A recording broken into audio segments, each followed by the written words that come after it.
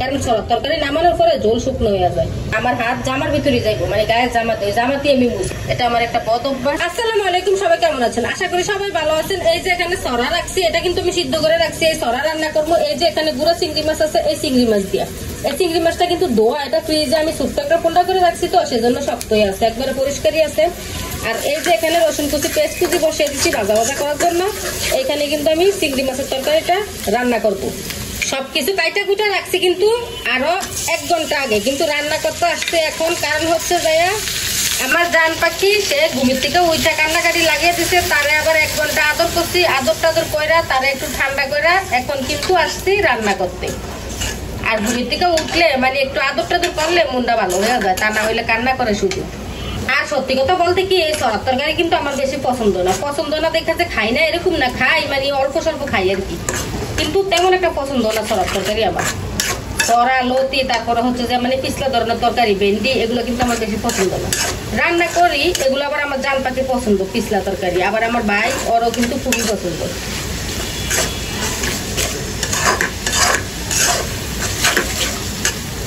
পছন্দ না হইলেও খাই, একবারে খাই না যে এরকম না, মানে যেটা পছন্দ ওইটা একটু বেশি খাই, যেটা পছন্দ না ওইটা একটু কম খাই, এরকম আর কি। এরকম এখানে কিন্তু আমি ধনিয়ার গুঁড়া দিচ্ছি, আর হচ্ছে যে পেঁয়াজ বাটা আর রসুন বাটা দিচ্ছি। ওই যে বাটা একটু দেখছিলেন না, ওইটা কিন্তু পেঁয়াজ বাটা আর রসুন বাটা, অন্য কোনো মশলা দেই না আর দিবও না।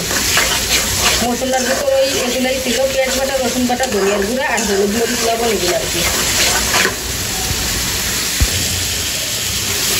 মশলাটা কিন্তু আমার কষানো হয়ে গেছে গিয়া। এখন ছড়াটা দিয়ে দিতে হইব, ছড়াটা দিয়ে ভালোভাবে কষিয়ে নিতে হইব। প্রত্যেকটা তরকারিতে এরকমই রান্না, মানে তরকারি আর কি ভালোভাবে কষানো লাগে এই আর কি। এখানে সামান্য পরিমাণে একটু পানি দিয়ে দিব।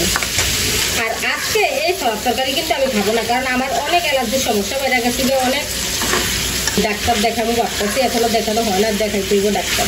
এমনিতে ফার্মেসি দিকে আছে না, ওষুধ কিন্তু আইনা খাইছি, মানে এমনি বইলে আর কি, কিন্তু কোনো কাজ হয় না। ডাক্তার দেখাইতে হইব, এখন অনেক সমস্যা বেড়ে গেছিল। আর আমার জান পাখিরও খাওয়াতে পারবো না, কারণ ওরও অনেক অ্যালার্জি। ওরা দেখাইছি, ডাক্তার দেখাইলো, মানে কাজ হয় না, ধরে না ওষুধ, কমে না ভালোভাবে, কমে না, একটু কমে আবার বাইরে যায়, মানে কিছু একটা খাবার খাইলে আবার বাইরে যাবে। সরাটা কিন্তু আমার কষানো হয়ে গেছে, এখন পরিমাণ মতো জল দিয়ে দিবি। আর এই কচু জাতীয় জিনিসে কিন্তু রসুন বেশি দিতে হয়। আমি কিন্তু এখানে বাটাও দিছি, আবার কুচিও দিছি, এই যে তা না হইলে অনেক সময় কিন্তু গলা চুলকায়।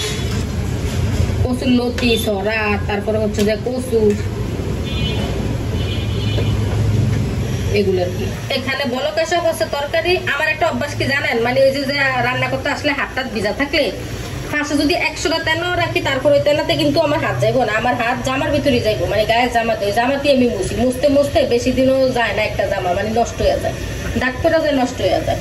এটা আমার একটা বদ অভ্যাস। এইখানে কিন্তু আমি মাছ রান্না করছি পেঁপে দিয়ে, আর আমরা কিন্তু এই মাছের তরকারি দিয়েই খাবো।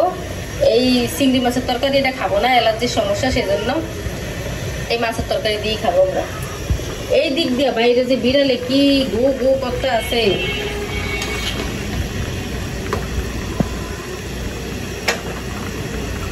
একশোটা তেনা সামনে রাখলো, কিন্তু ওই তেনার কাছে হাত যায় না, হাত শুধু জামার ভিতরে যায়। এই যে দেখেন ছড়ার তরকারি, এটা কিন্তু আমার রান্না হয়ে গেছে, আর এটা নামানোর পরে ঝোল কিন্তু আরো শুকনো হয়ে যায় বুঝে, কারণ ছড়ার তরকারি নামানোর পরে ঝোল শুকনো হয়ে যায়। তো সবাই ভালো থাকবেন, সুস্থ থাকবেন, আল্লাহ হাফেজ।